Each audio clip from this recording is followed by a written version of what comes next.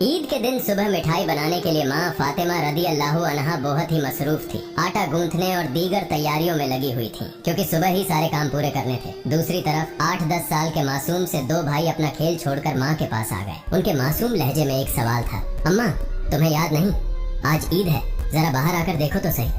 मोहल्ले के लड़के लड़कियां नए नए कपड़े पहनकर कितना खुश हो रहे हैं, और हम दोनों ने तो अभी तक नए कपड़े भी नहीं पहने। क्या इसका मतलब ये है कि हम आज ईद नहीं मनाएंगे?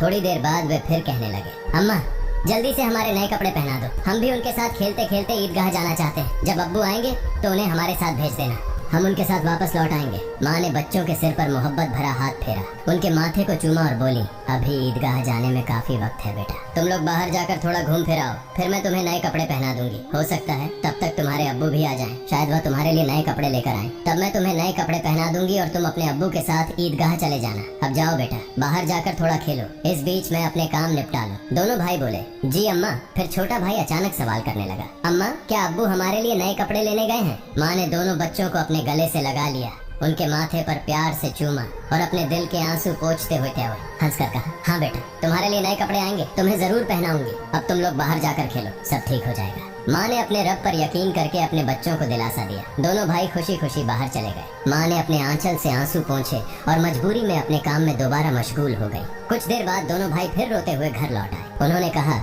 अम्मा वे लोग हमें अपने नए कपड़े दिखाकर चिढ़ा रहे हैं। वे कहते हैं, देखो तुम्हारे पास हमारे जैसे नए कपड़े नहीं हैं, अगर होते तो तुम इन्हें जरूर पहनते। वे कहते हैं कि हमारे अब्बू कैसे हैं जो ईद के दिन भी हमारे लिए नए कपड़े नहीं लाए। वे हमें ईदगाह चलने को कह रहे हैं और बोल रहे हैं जल्दी से नए कपड़े पहन कर आओ, अगर आना है। वे खजूर के पेड़ के नीचे खड़े हैं और तब तक हमारा इंतजार करेंगे जब तक हम नए कपड़े पहनकर उनके साथ न चले। अम्मा अब्बू अभी तक क्यों नहीं आए?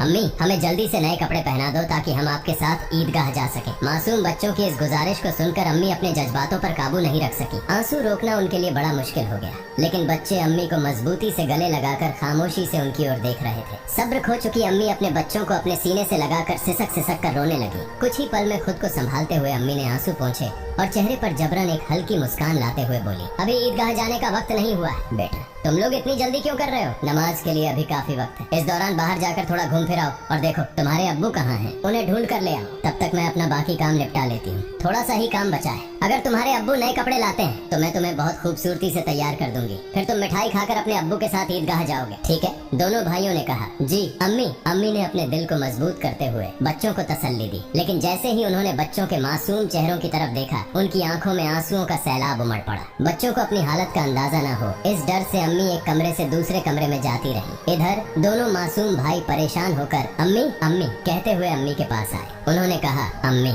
हम अब्बू को ढूंढने जा रहे हैं। अम्मी ने रूंधे गले से कहा, हाँ जाओ। उनकी आवाज में छुपा दर्द बच्चे समझ नहीं सके। बड़े भाई ने अफसोस जताते हुए कहा, अब्बू कहाँ होंगे? छोटे भाई ने बड़े भाई से पूछा, अब्बू कहाँ गए? बड़े भाई ने जवाब दिया, पता नहीं, चलो इधर उधर ढूंढते हैं। छोटे भाई के कंधे पर हाथ रखते हुए दोनों भाई अब्बू की तलाश में निकल पड़े। इधर अम्मी अपने दिल का दर्द कम करने का कोई रास्ता नहीं पा रही थी। उनकी बेचैनी और बढ़ गई। वह सोचने लगी, मैं अपने मासूम बच्चों को कैसे बताऊं कि आज उन्हें नए कपड़े पहनाने की सामर्थ्य हमारे पास नहीं है, फिर भी उन्हें कैसे तसल्ली दूं? और आज तो ईद का दिन है, वे मेरी बात क्यों मानेंगे? या अल्लाह तुम्हारे अलावा कोई सहारा नहीं। ईद के लिए जो मिठाई बनाई है वह भी कई दिनों तक थोड़ा थोड़ा गेहूँ बचाकर तैयार की है, उसी से हलवा और रोटी बनाई है, लेकिन नए कपड़े कहाँ से लाऊं? या अल्लाह ये बोझ क्यों डाल दिया इस अम्मी के सिर पर? तुम तो सबकी हालत जानते हो, मैं इन मासूम बच्चों को कैसे समझाऊं? या अल्लाह तुम रहम दिल और सर्वशक्तिमान हो, झूठ बोलना गुनाह है, यह जानते हुए भी मैं अपने बच्चों को झूठे दिलासे और उम्मीद देकर बहला रही हूँ, लेकिन अब मैं क्या करूँ ये तो बता दो। हे अल्लाह